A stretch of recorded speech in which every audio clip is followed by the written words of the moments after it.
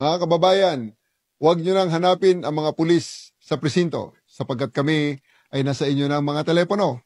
Dial 911, darating kami sa loob ng 5 minuto. Lilingkod sa bawat Pilipino at magbibigay ng tamang impormasyon para sa tahimik at maayos na Pilipinas. Police News Network, alagad ng batas, tagapagtaguyod ng balitang pulis, sandigan ng mamamayan, patnubay ng katotohanan.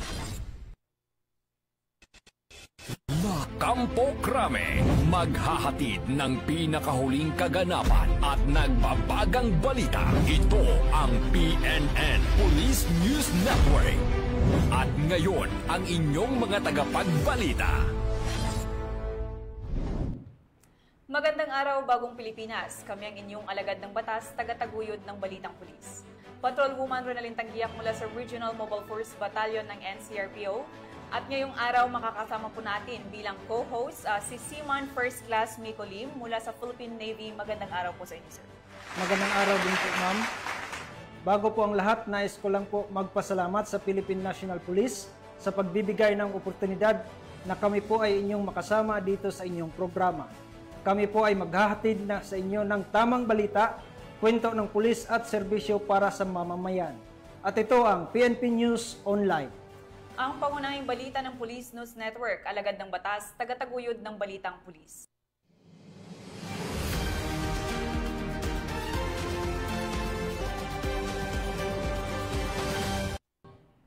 Narito ang mga balitang dapat niyong abangan.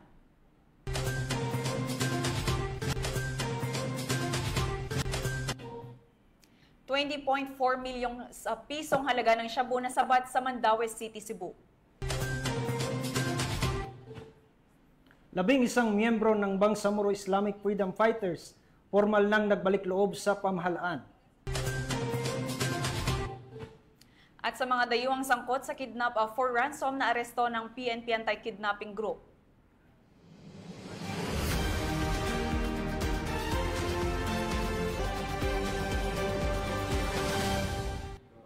Narito ang mga balitang hatid ng ating PNN correspondents mula sa iba't ibang panig ng bansa.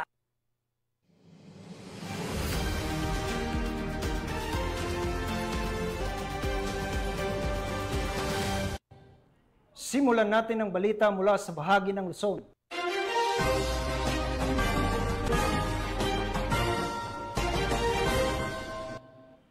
Matagumpay na naaresto ng Philippine National Police Anti-Kidnapping Group ang mga foreign national na sangkot sa kasong kidnap for ransom na naganap noong July 1, 2025 sa Metro Manila.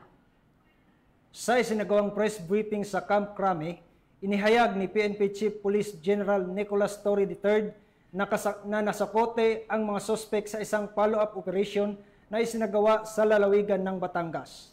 Bukod sa pagkakaaresto sa mga dayuhang suspek, na-recover din sa kanila ang mga sasakyang ginamit sa krimen na posibleng magsilbing mahalagang ebidensya sa isinagawang investigasyon. The Philippine National Police today is here to report the successful resolution of a kidnap for ransom case involving a foreign national who was abducted under the pretense of a vehicle transaction.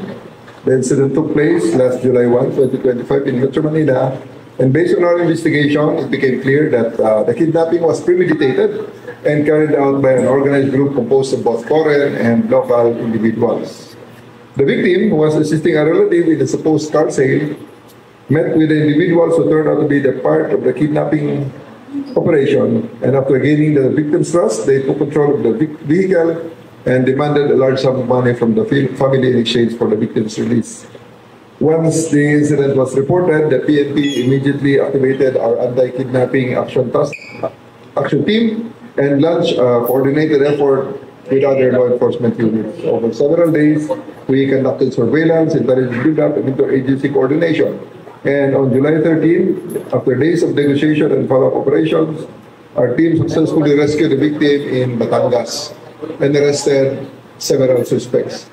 Follow-up operations led to the apprehension of more individuals in different locations, including Metro Manila and Cavite, and the recovery of multiple vehicles linked to the operation. We are currently preparing the appropriate charges against all those involved, and our initial assessment points And our initial assessment points to a highly organized group that may also be linked to other similar incidents in the past. This case serves as a strong reminder of the importance of immediate reporting, community cooperation, and sustained vigilance to those who continue to operate criminal enterprises in our country. Know that the PNP is fully committed to tracking you down and holding you accountable. To our law-abiding citizens and partners in the private sector, we thank you for your continued trust and support. The safety of our communities remains our top priority, and we will remain relentless in our mission to protect.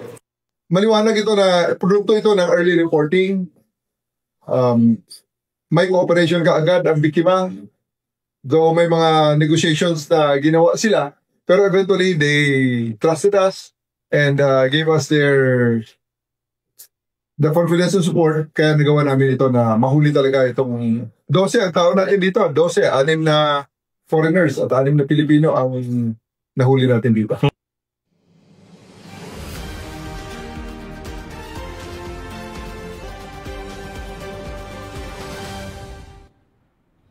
Nasa kote ang 3 high-value individual sa isinagawang bypass operation matapos makumpiskahan ng mahigit 600,000 pisong halaga ng shabu sa Sasmuan, Pampanga. Ang matagumpay na operasyon ay bahagi ng pinaigting na kampanya ng PNP kontra iligal na droga alinsunod sa direktiba ni Chief PNP Police General Nicolas Torre III. Ang report mula kay Patrolwoman Jelly Peña. Isang matagumpay na anti-illegal drug operation ang sinagawa ng mga operatiba ng Police Regional Office 3 na nagresulta sa pagkakaaresto ng 3 high-value individuals na sangkot sa pagbebenta at pag-iingat ng pinagbabawal na gamot na nagkakahalaga ng mahigit 600,000 pesos sa kahabaan ng Jupiter Street, Barangay San Nicolas II, Sasmuan, Pampanga, bandang 1:00 ng madaling araw nito lamang 11 ng Hulyo taong kasalukuyan. Ang operasyon ay pinangunahan ng Regional Police Drug Enforcement Unit 3 sa pangunguna ni Police Major Arvin E. Hosmilio, hepe ng naturang unit, katuwang ang Regional Special Operations Group, Provincial Intelligence Unit ng Pampanga at Sasmuan Municipal Police Station. Kinilala ang mga naarestong suspect na sina alias Ed, 43 anyos, construction worker at kanyang live-in partner na si alias Roma, 30 anyos, walang trabaho, at alias Aaron, 34 anyos, isang seaman, kapwa mga residente ng nasabing lugar. Ang operasyon ay resulta ng matyagang intelligence build-up laban sa mga high-value individuals na sangkot sa illegal drug trafficking sa rehiyon. Sa isinagawang bypass operation, nasamsam mula sa mga suspect ang mga sumusunod na ebidensya, 10 heat sealed sachet at isang malaking sachet ng hinihinalang shabu, 3 1,000 peso bill na ginamit bilang mark money, mga pera sa iba't ibang denominasyon, isang cellphone at iba pang drug paraphernalia.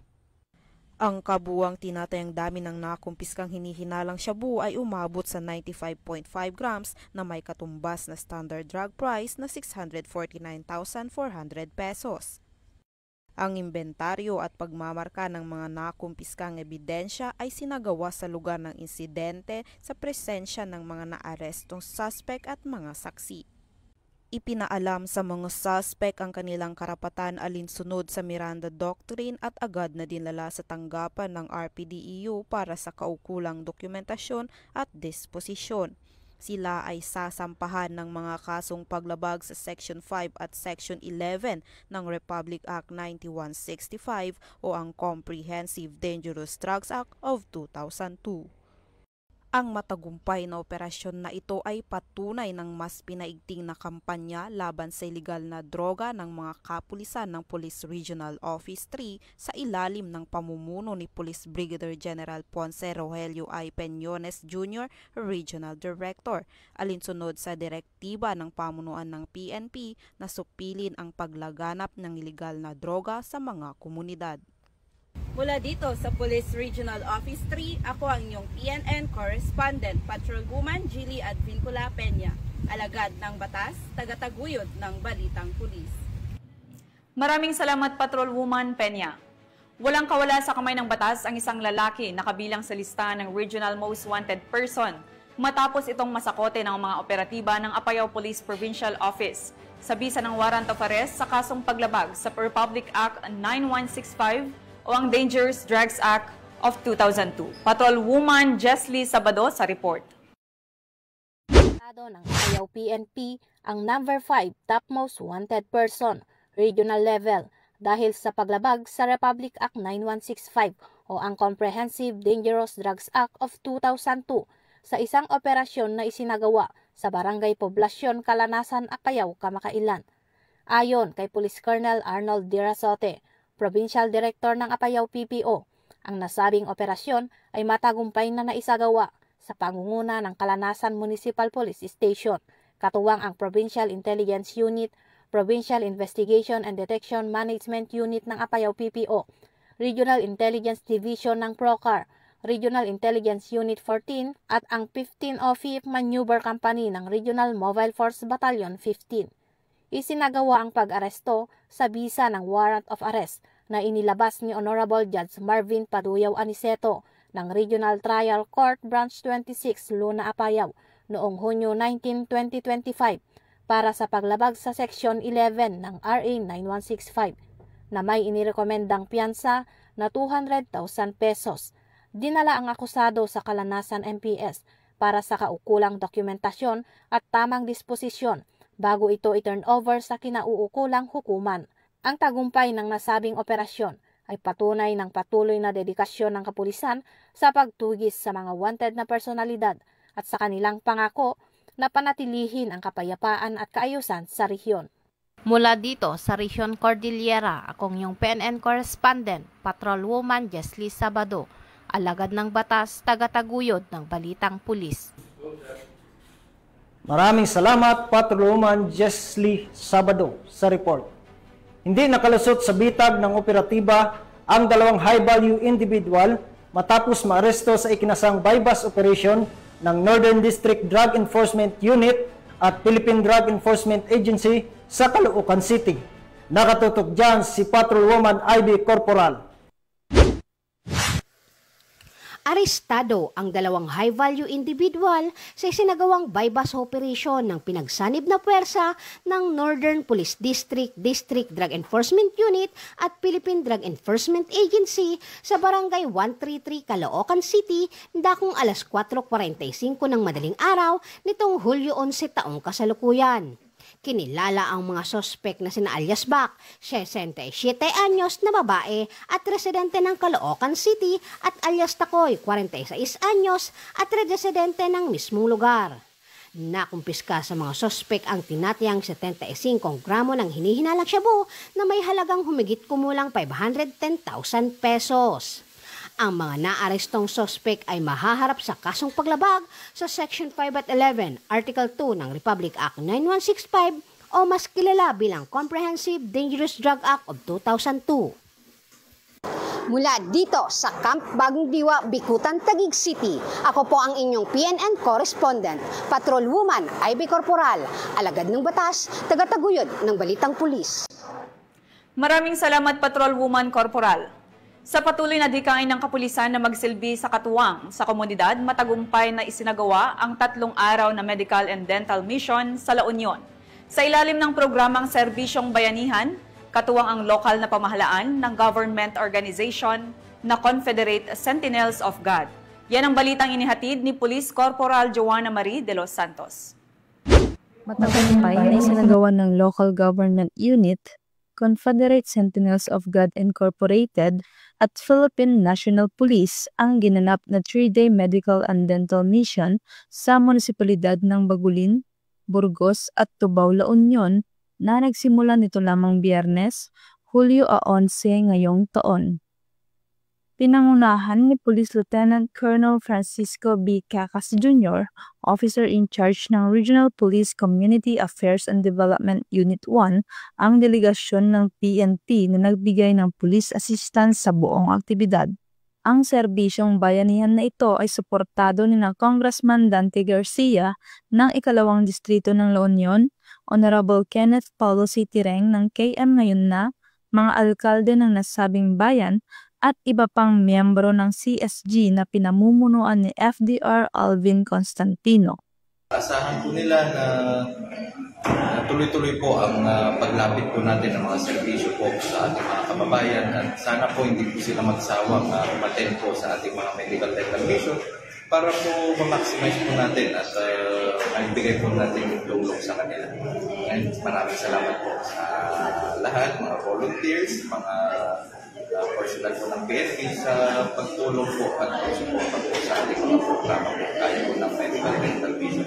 Sa ngalan po ng ating Chief PNP, Nicolas Torre III, ng PICAG, Brigadier General Marvin Saro, at lahat ng community relations ng PRO-1 at support unit ng PICAG dito sa 2nd District of La Union. Maraming salamat po sa inyong partisipasyon.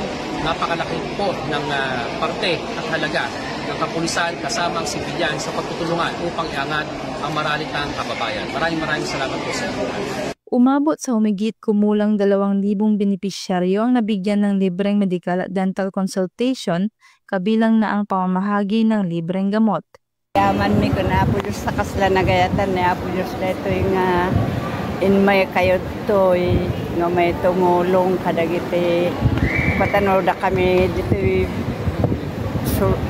soleno kabanbantayan manmanuti ka kasi nga pang hindi ko na ako nalabit pagayatan niya po Diyos ngayon. Turong na kayo dito nga may tumulong kadagiti kada kami ito nga kaadwan natin nakakaasit ipanagbiag na.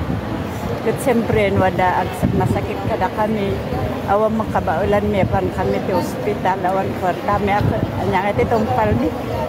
Nagsagawa rin ang PNP ng pamimigay ng flyers na naglalaman ng crime prevention tips, LCAC at PNP Isumbong hotlines. Naging makabuluhan ang naturang aktibidad na nagtapos kahapon araw ng Linggo. Isang patunay na sa tulong ng pagtutulungan ng pamahalaan, pulisya at mga pribadong grupo na ihahatid ang serbisyong tunay at may malasakit para sa bayan. Mula dito sa Ilocos Region, ako ang inyong PNN correspondent, Police Corporal Joanna Marie N. De Los Santos, alagad ng batas, tagataguyod ng Balitang Pulis. Maraming salamat, Police Corporal De Los Santos. Tunghayan naman natin ang balita mula sa Visayas.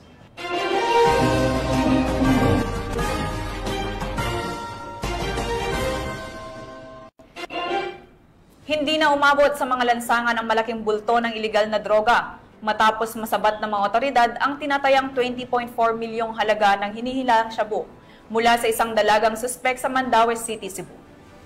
Sa isinagawang bypass operation ng mga operatiba ng PNP at PDEA, naaresto ang naturang suspek na umano'y sangkot sa malawakang distribusyon ng droga sa Central Visayas. Magbabalita dyan si Patrolwoman Flora May Asares.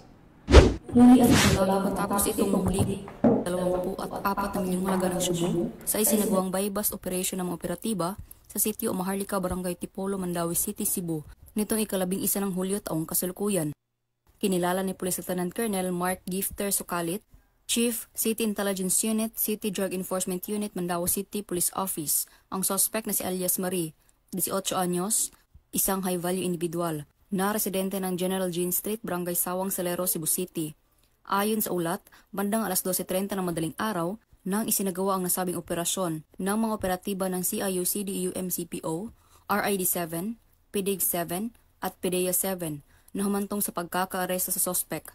Kabilang sa mga nakumpiskang ebidensya ang 13 pakete na naglalaman ng hinihinalang shabu na may timbang na mahigit kumulang 3 kilo at may standard drug price na 20,400,000 pesos, isang backpack, Samsung na keypad cellphone at buy-bust money. Ang nasabing sospek ay kasalukuyang nasa kustodiya ng nasabing tanggapan at mahaharap sa kasong paglabag sa Section 5 at 11, Article 2 ng RA 9165 o Comprehensive Dangerous Drugs Act of 2002. This significant bust highlights ongoing efforts to combat illegal drug trafficking in the region, a continuing priority for law enforcement agencies in Cebu. As the operations unfolded, authorities made clear their commitment to ridding the streets of illegal substances and dismantling drug syndicates. City Director Acosta Jr., in his statement, emphasized the importance of cooperation and vigilance in the fight against illegal drugs. He said that we should remain committed to our mission of ensuring the safety and well-being of our communities. The arrest of individuals involved in the drug trade is a direct result of our collaboration with various agencies. This success sends a strong message that drug-related activities will not be tolerated in Mandawi City. Authorities urge the public to remain vigilant and report any suspicious activities to local law enforcement to help continue the fight against illegal drugs. Mula dito sa Central Visayas, ako ang inyong Police News Network Correspondent, Patrolwoman Flora May Azares, alagad ng batas, tagataguyod ng Balitang Pulis. Maraming salamat, Patrolwoman Azares. Sa tuloy-tuloy na pagpapatupad ng kampanya kontra iligal na droga, matagumpay na nasabat ng mga otoridad ang tinatayang 2.7 milyong pisong halaga ng hinihilalang shabu, kasama ang ilang armas sa isinagawang buy-bust operation sa Gabatuan, Iloilo. Nakibalita dyan si Patrolwoman Lynette Sablon.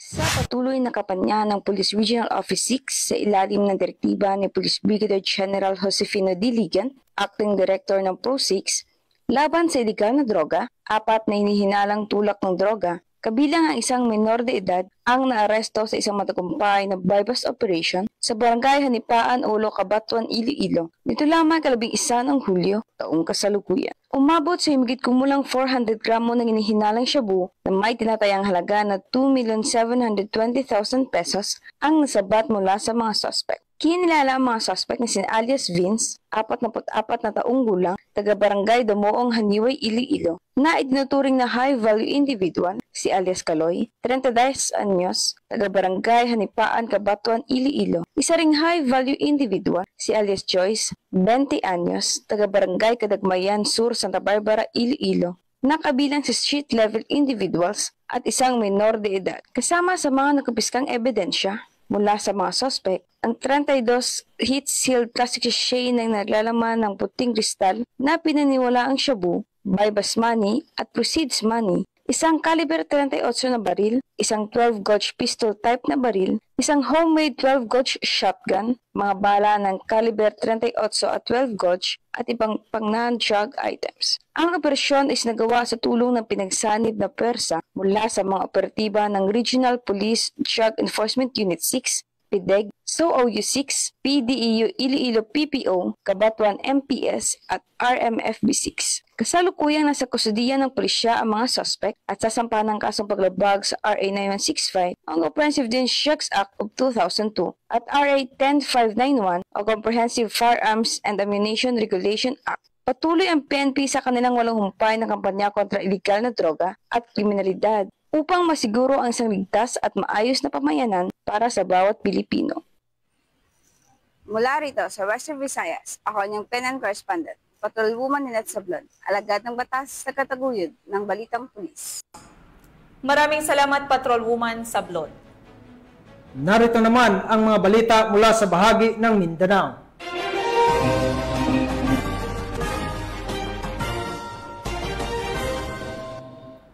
Isang makasaysayang hakbang tungo sa kapayapaan ang nasaksihan sa Maguindanao del Sur ng 11 dating miyembro ng Bangsamoro Islamic Freedom Fighters ang formal na nagbalik loob sa pamahalaan.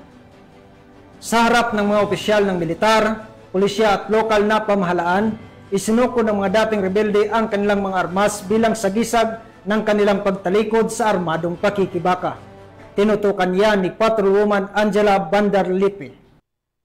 Voluntaryong sumuko ang 11 aktibong miyembro ng Bangsamoro Islamic Freedom Fighters, bungos faction sa pamahalan sa Datu Saudi Ampatuan, Maguindanao del Sur nito lamang Hulyo taong kasalukuyan. Iprenesenta ang mga dating ekstremistang grupo sa PNP at 61st Brigade at tumanggap ang maito ng cash assistance, tigisang sako ng bigas at livelihood program galing sa lokal ng pamahalan ng Maguindanao del Sur at Mafar Barm.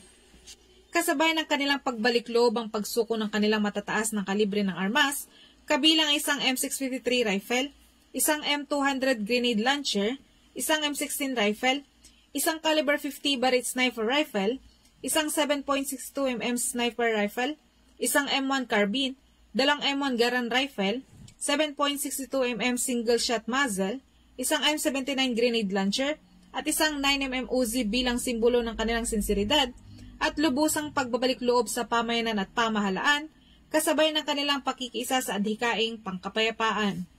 Anila, ang walang patid na PNP at military operations, kahirapan, gutom at ang panawagan ng kanilang mga pamilya at mga lokal na opisyal ang nagtulak sa kanila upang sumuko at magbagong buhay. Ang pagbalik loob ng mga dating miyembro ng BIFF Bongos Faction ay isang patunay ng matagumpay na pagsikap at pagtutulungan ng kasundaluhan, kapulisan at lokal na pamahalaan sa lugar na siya nagpapakita na epektibong implementasyon ng mga programa ng pamahalaan na maibalik sa pamayanan at mabigyan ng pangalang pagkakataon ng mga dating lumaban sa gobyerno upang maging produktibong miyembro ng pamayanan, kapili ang kanilang pamilya at mahal sa buhay. Ang himpilan ng kapulisan at kasundaluhan ay laging bukas para sa mga kapatid natin na nais magbalik loob sa pamahalaan. Ang pagbibigay ng pangalang pagkakataon sa mga dating rebelde na muling maging bahagi ng ating lipunan ay isang mahalagang hakbang tungo sa pangmatagalang kapayapaan at kaunlaran ng ating komunidad. Patuloy tayong nananawagan sa mga kababayan nating patuloy sa pagtahak ng maling landas na ang iyong mga kapulisan at kasundaluhan ay bukas para kayo ay tanggapin at suportahan sa iyong napipintong pagbabalik loob at maging bahagi ng mapayapang pagbabago sa riyon. Mula rito sa riyon ng Bangsamoro, ako ang iyong Police News Network Correspondent, Patroluman Angela Bandarlipe, alagad ng batas, tagataguyod ng Balitang Pulis. Maraming salamat, Patrolwoman Bandarlipe. Isang ginang na itinuturing newly identified drug suspect ang naresto ng mga kapulisan sa isinagawang bypass operation sa Misamis Occidental. Ang detalye ng report mula kay Patrolwoman Danessa Berdol. Tiklo ang isang newly identified drug suspect sa ikinasang drug bypass operation ng mga operatiba ng Police Drug Enforcement Unit Misamis Occidental at Osamis City PNP sa Barangay Dolores, Clarid, Osamis City, Misamis Occidental. Nilala ni Police Major Alvin Tamayo, officer in charge ng Clarion MPS, ang drug suspect na si alias Blondie, babae may asawa at residente ng nasabing lugar. Kapalit niya.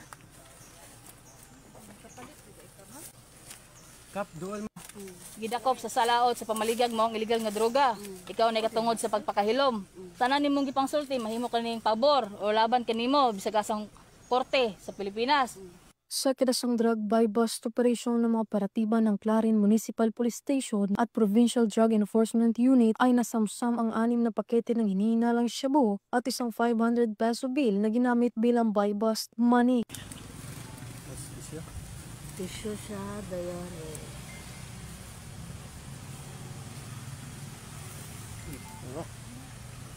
Isa. Tulo. 4. 5. 6.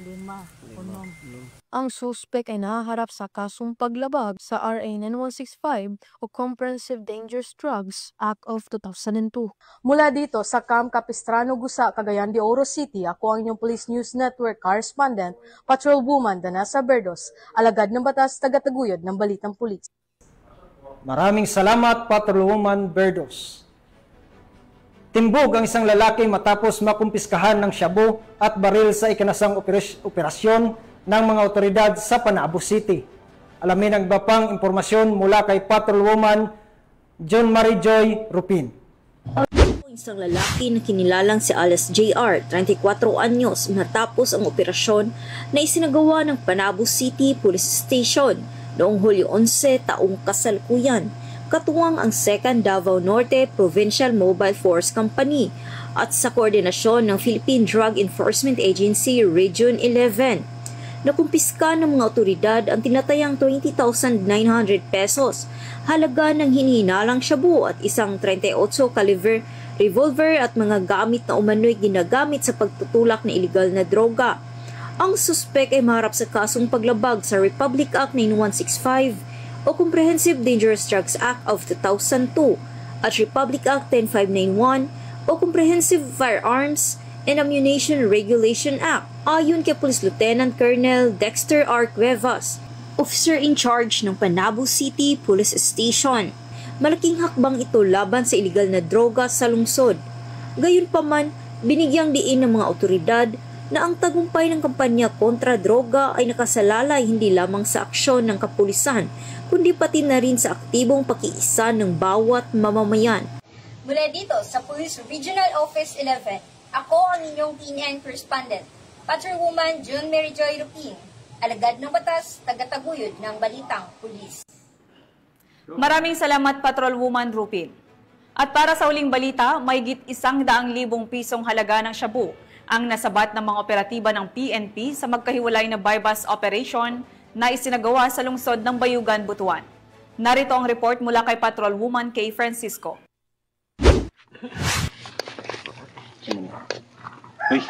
Nasabat ng Police Regional Office 13 ang mahigit 100,000 piso ng halaga ng hinihinala shabu sa dalawang magkahiwalay na operasyon laban sa iligal na droga sa mga lungsod ng Bayugan at Butuan City, Caraga Region.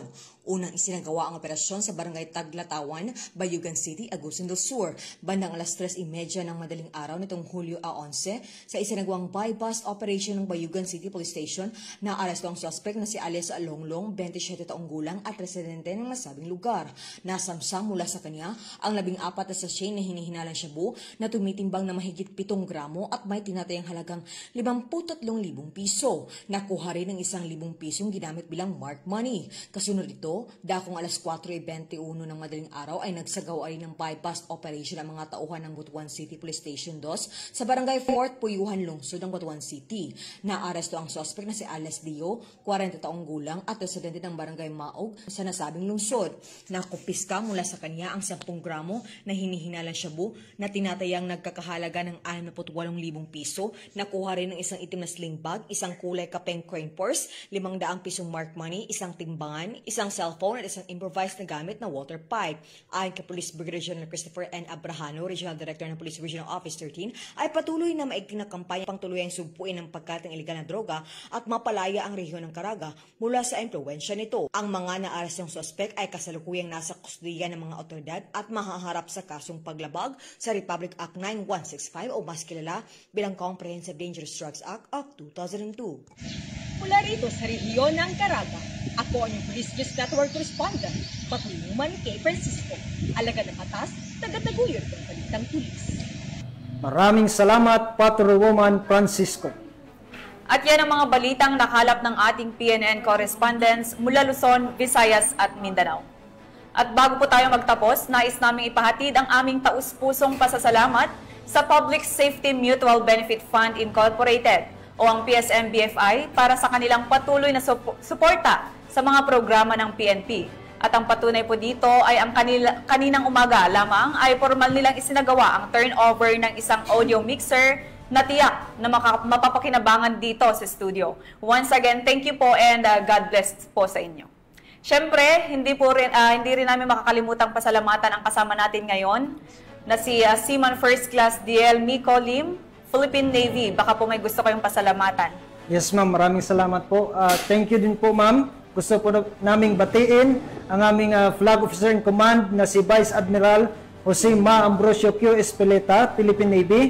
At ang aming Commander ng SIMUG PN na si Captain Gregory Gerald B. Pabic, Philippine Navy GSC, at ang aming Deputy Commander ng SIMUG PN, si Colonel Nelo Hapson, Philippine Navy Marines GSC, at ang aming Acting Chief of Staff and at the same time ang Commandant ng SEMO School ng SIMUG PN, si Commander Lady Chatterley Alvaro Sumbiling, Philippine Navy.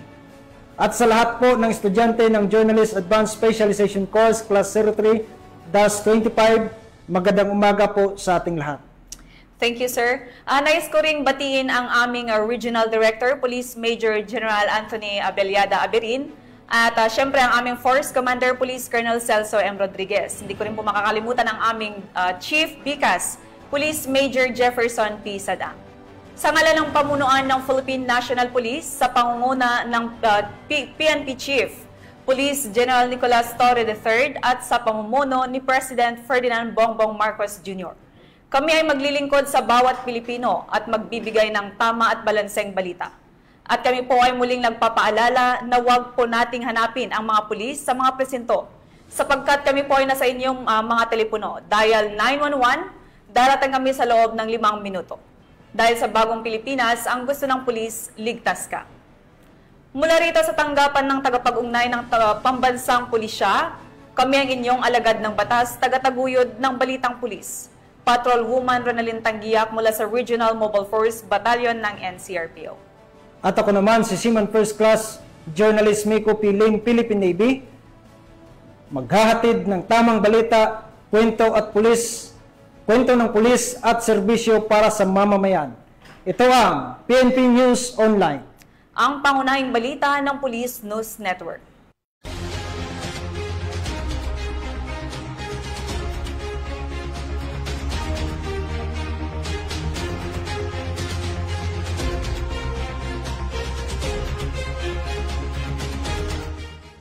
Police News Network, alagad ng batas, tagapagtaguyod ng balitang pulis. Mga kababayan, huwag nyo nang hanapin ang mga pulis sa presinto sapagkat kami ay nasa inyo ng mga telepono. Dial 911, darating kami sa loob ng 5 minuto.